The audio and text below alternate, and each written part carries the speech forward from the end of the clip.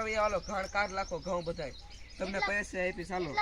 એક દી વાર નાખો ને એક દી ધોકાઈને બધાય ઉપડી નાખો 500 રૂપિયા એક દી ની દાડી એક દી 500 રૂપિયા દાડી મોંઘું પડે ભાઈ મોંઘું ન પડે સસ્તું પડે તમારે દુકાને બેઠા બેઠા કાઈ ન આવે અહીંયા 500 જ આવે તમે કયો હો ને મોળા કે પૈસા નથી